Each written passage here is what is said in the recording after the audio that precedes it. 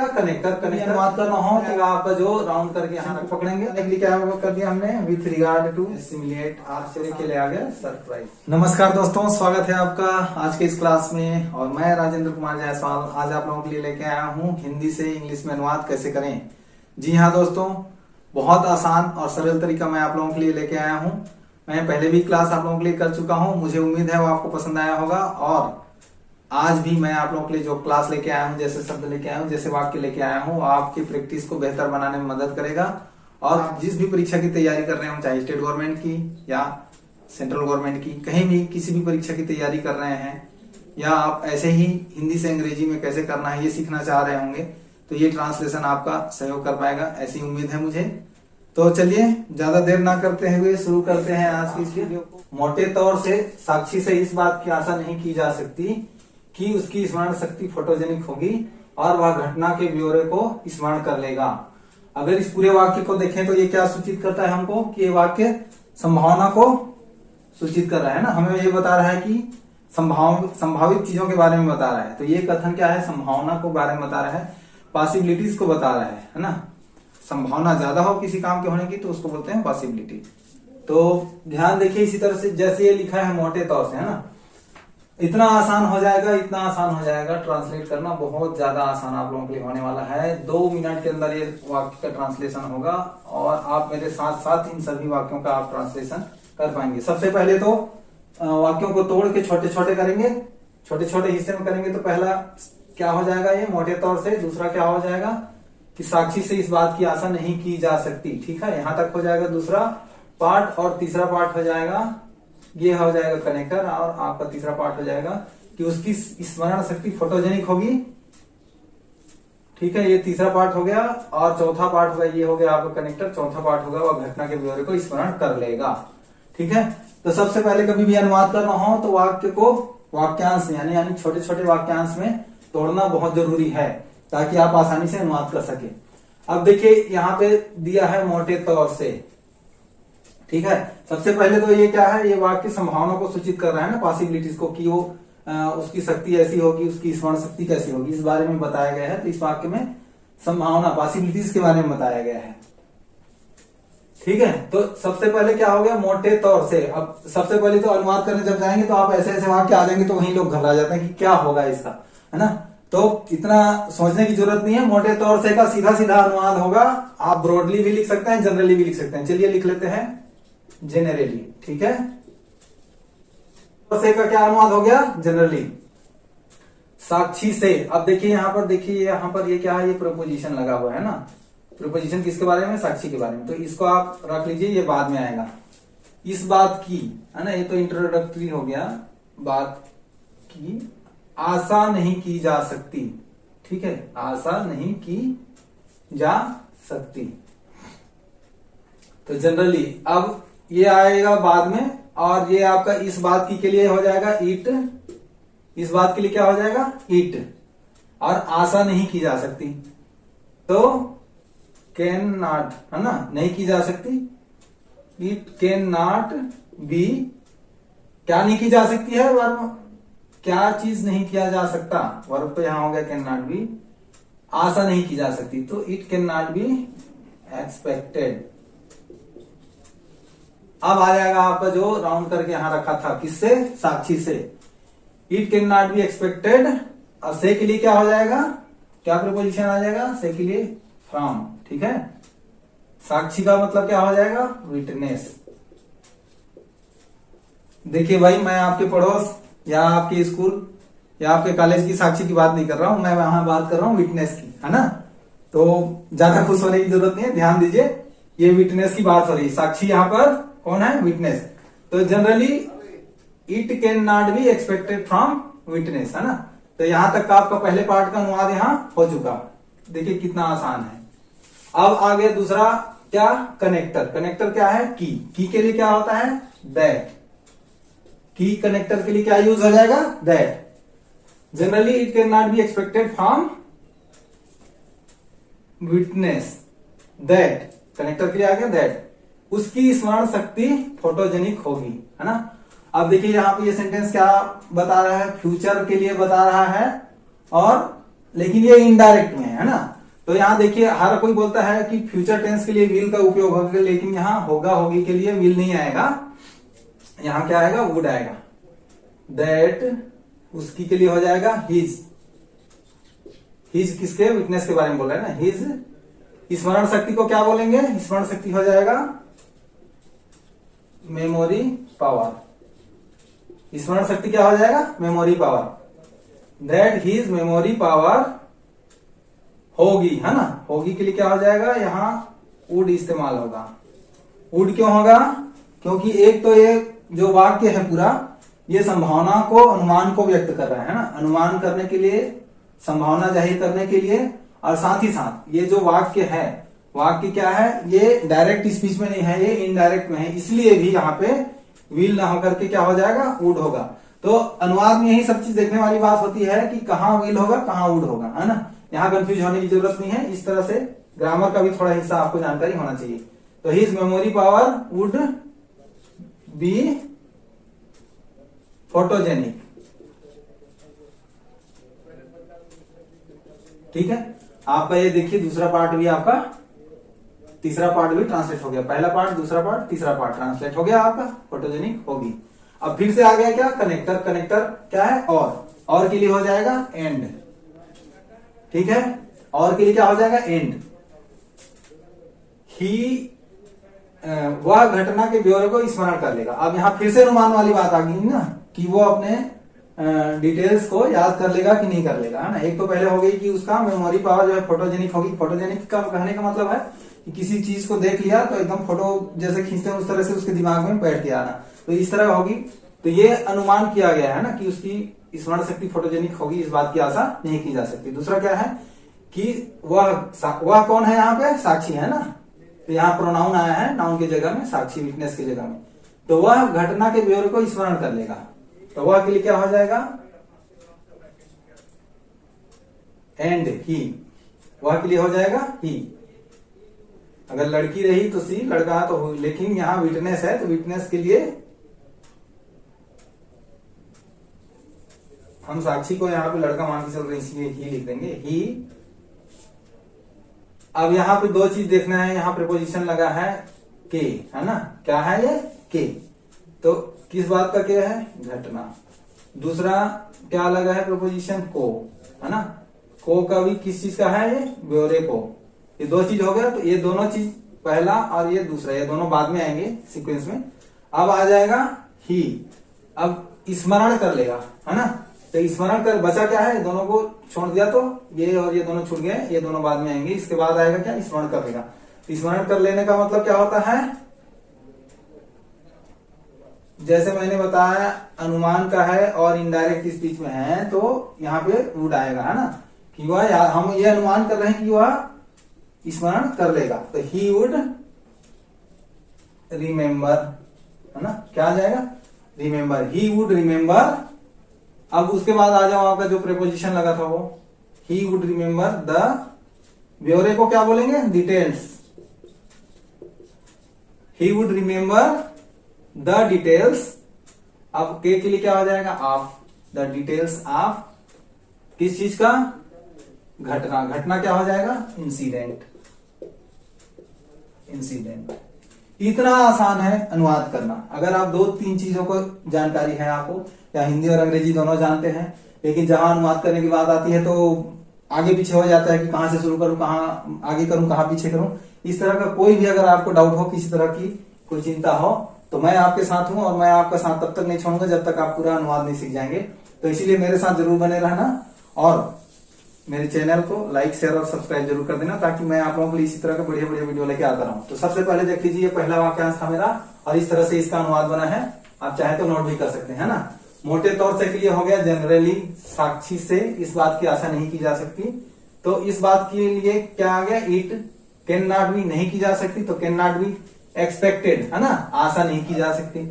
किससे आशा नहीं की जा सकती, साक्षी से। तो from witness, from the witness, the भी लिख सकते हैं। दैट हिज, यहां पर पुरुष मान के चला गया है इसलिए हिज लिखा है मैंने। His memory power would be photogenic, ठीक है। His memory power would be photogenic. उसकी स्मरण शक्ति फोटोजेनिक होगी। And he would remember the details of incident, और वह घटना के ब्यौरे को स्मरण कर लेगा। कितना आसान है, बहुत आसान है। चलिए आगे बढ़ते हैं। एक और सेंटेंस इसी तरह से बहुत आसानी से मैं आपको ट्रांसलेट करके सिखाऊंगा। मैं जो मेथड लाया हूं ना, जो तरीका लाया हूं, आपको एकदम हिंदी से इंग्लिश में अनुवाद करना एकदम से आसान बन जाएगा। इससे आप एक बार आजमा के तो देखो। अभी देखो एक सेंटेंस और आ गया है आपके सामने।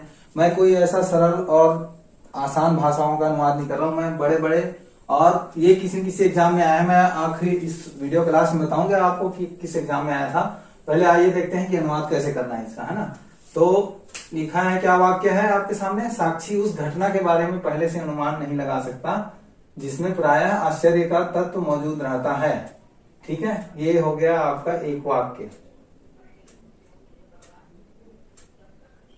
ये आपका एक वाक्य हो गया यहां तक, है ना। उसके बाद आ गया, इसीलिए मानसिक क्षमताओं के संबंध में इस बात की आशा नहीं की जा सकती कि वे ब्यौरे को आत्मसात करने में समर्थ होंगे।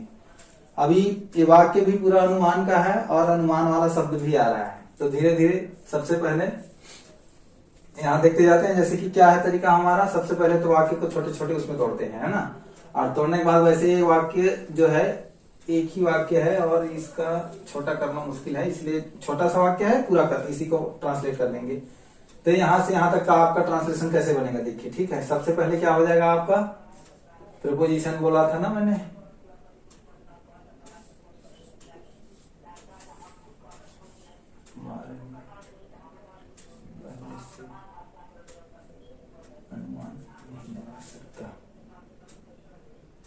यहां तक से तोड़ेंगे इसको हम, है ना। यहाँ हो जाएगा आपका एक पार्ट, और जिसमें प्रायः आश्चर्य का तत्व मौजूद रहता है, ये हो जाएगा पार्ट नंबर दूसरा।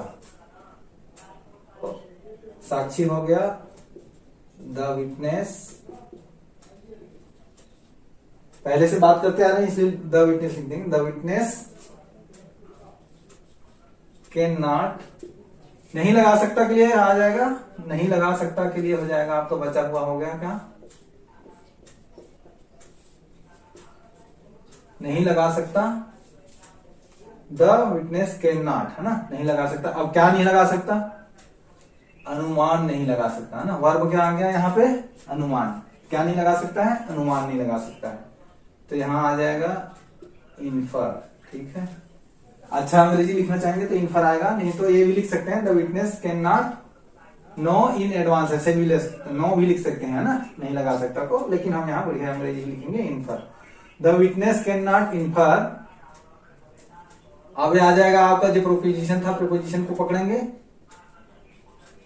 इन एडवांस, इधर से ही चलते जाएंगे, 1 2 3। ठीक है, the witness can not infer in advance about, बारे में क्या क्या हो गया, अबाउट, और फिर आ गया आपका घटना के, है ना, अबाउट द इंसिडेंट। घटना क्या हो जाएगा, इंसिडेंट। देखिए कितना आसान हो जाएगा। दूसरा पार्ट आ गया इसका, जिसमें के लिए क्या हो जाएगा आपका, कनेक्टर है, विच प्रायः आश्चर्य का तत्व मौजूद रहता है। अब यहां आ गया क्या, प्रीपोजिशन का, किस चीज का, आश्चर्य का तत्व मौजूद रहता है। इंसिडेंट विच मौजूद रहता है के लिए क्या हो जाएगा, विच इन्वॉल्व्स, मौजूद रहने के लिए क्या हो गया, इन्वॉल्व्स, विच इन्वॉल्व्स द, तत्व के लिए क्या आ जाएगा, matter, incident which involves the matter of. अब आश्चर्य के लिए हो जाएगा आपका, का के लिए आ गया ऑफ, और आश्चर्य के लिए आ गया सरप्राइज। ठीक है, अब अगला वाक्य क्या आ गया, इसलिए मानसिक क्षमताओं के संबंध में, इसलिए मानसिक क्षमताओं के संबंध में, छोटे छोटे टुकड़े करेंगे, है ना, वाक्यों को छोटे छोटे भागों में बांटेंगे, वाक्यांश बनाएंगे, तभी आसान होता है इसको करना। ठीक है, तो इसीलिए मानसिक क्षमताओं के संबंध में ये पहला पार्ट हो जाएगा। इस बात की आशा नहीं की जा सकती, ये आपका पार्ट 2 हो जाएगा। ये हो जाएगा आपका कनेक्टर, और ये तीसरा पार्ट हो जाएगा आपका वे ब्योरे को आत्मसात करने में समर्थ होंगे। देखिए कितना आसान होगा, कितना इजी हो जाएगा। ये मेरा मेथड आप याद कर लीजिए। इस तरह से प्रैक्टिस करेंगे तो आप कुछ ही दिनों में जल्दी ही जल्दी आप हिंदी से इंग्लिश करने में समर्थ हो जाएंगे। जैसे यहाँ आत्मसात करने में समर्थ हो रहे हैं, उसी तरह से आप हिंदी से इंग्लिश में करने में समर्थ हो जाएंगे। मेरे साथ प्रैक्टिस करिए। मैं नया नया तरीका लेके आया हूँ आप लोगों के लिए, बहुत अच्छा मेथड लेके आया हूँ। इस मेथड से करिए अनुवाद, आप बहुत जल्दी ही हिंदी से इंग्लिश में अनुवाद कर पाएंगे। क्योंकि मैंने देखा है इंग्लिश से हिंदी में तो लोग अनुवाद कर लेते हैं, आगे पीछे कर लेते हैं, रीअरेंजिंग कर लेते हैं, लेकिन जब हिंदी से इंग्लिश में करने की बारी आती है तो वहां परेशान हो जाते हैं कि कहाँ आगे करें और कहाँ पीछे करें। इसलिए मेरे इस रीअरेंजिंग ऑफ ऑर्डर और इस मेथड को आप याद रखिए और आसानी से आप अनुवाद कर लीजिए। देखिए कैसे इस तरह से अनुवाद हो जाएगा। 2 मिनट लगेगा, 2 मिनट के अंदर एक वाक्य आपका ट्रांसलेट हो जाएगा। ठीक है, इसीलिए के लिए हो जाएगा सो आप हेंस भी लिख सकते हैं। ठीक है, हेंस भी लिख सकते हैं, सो भी लिख सकते हैं। सो मानसिक क्षमताओं के संबंध में, है ना, एक पार्ट हमने ये बनाया था, तो क्या हो जाएगा, विथ रिगार्ड टू, मानसिक क्षमता को क्या बोलेंगे, मेंटल एबिलिटीज। ठीक है, क्या हो जाएगा, संबंध में बताने के लिए क्या कर दिया हमने, विथ रिगार्ड टू, है ना, के संबंध में हो गया। किसके संबंध में, के के लिए आ जाएगा आपका टू, विथ रिगार्ड आ जाएगा संबंध में, विथ रिगार्ड संबंध में हो गया, क्षमताओं के तो mental abilities. So hence with regard to mental abilities, इस बात की आशा नहीं की जा सकती। जैसे हमने पहले अनुवाद किया था ठीक उसी तरह से, है ना, अंग्रेजी में उसी तरह से ट्रांसलेट करने के टाइम में ध्यान दीजिएगा। इस बात की आशा नहीं की जा सकती, वही संभावनाओं को व्यक्त करने वाला बात है ना।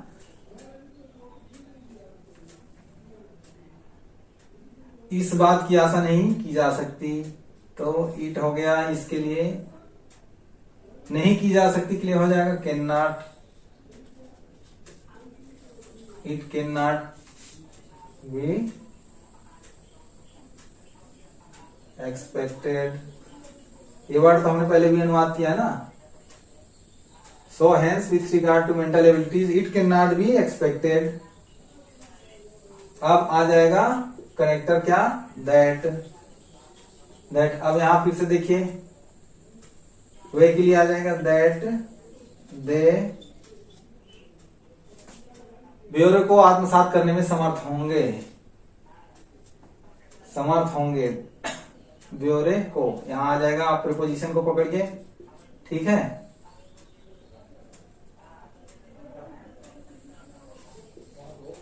प्रीपोजिशन को पकड़िए, क्या करने में, आत्मसात करने में समर्थ होंगे। बी एक्सपेक्टेड दैट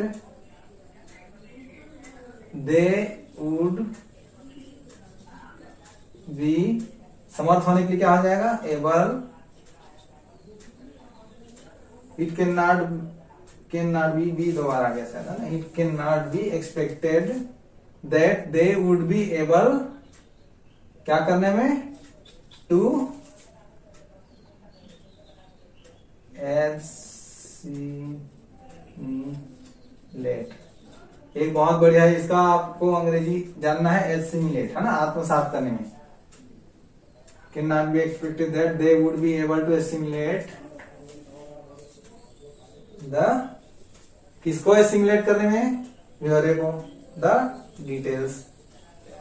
इस तरह से आ जाएगा आपका डिटेल्स। सो हेंस, इसीलिए मानसिक क्षमताओं के संबंध में, with regard to mental abilities, इस बात की आशा नहीं की जा सकती, it can not be expected. ठीक है, की के लिए आ गया दैट, वे के लिए आ गया आपका दे, और समर्थ होंगे, वुड बी एबल टू, यहां अनुमान लगाया जा रहा है ना, इनडायरेक्ट स्पीच में, तो they would be able to, क्या करने के लिए, एसिमिलेट, आत्मसात। किस बात को आत्मसात करने के लिए, तो ब्योरे को, द डिटेल्स। तो यहाँ देखिए 2 वाक्य यहाँ भी ट्रांसलेट हो गया। इस तरह से 2 मिनट के अंदर में बहुत जल्दी से जल्दी कठिन से कठिन वाक्य को अनुवाद किया जा सकता है, ट्रांसलेट किया जा सकता है। लोग सोचते हैं कि इंग्लिश में अनुवाद करना बहुत कठिन है, कठिन नहीं है और कठिन है भी। जब तक आप प्रैक्टिस नहीं करेंगे तो आपके लिए कठिन है, जब प्रैक्टिस करते रहेंगे तो आपके लिए आसान है। तो इसलिए मेरे साथ बने रहिए और इस तरह के वाक्यों का अनुवाद करते रहिए। आप लोगों को ये सब ट्रांसलेशन पसंद आया होगा और निश्चित तौर से आपके लाइफ में वैल्यू एड करेगा, आपको अनुवाद सिखाने में आपकी मदद करेगा और आपका सिलेक्शन लेने में भी आपकी मदद करेगा। तो इसी कामनाओं के साथ आज का वीडियो समाप्त करते हैं। फिर मिलेंगे अगले वीडियो में, तब तक के लिए नमस्कार, धन्यवाद।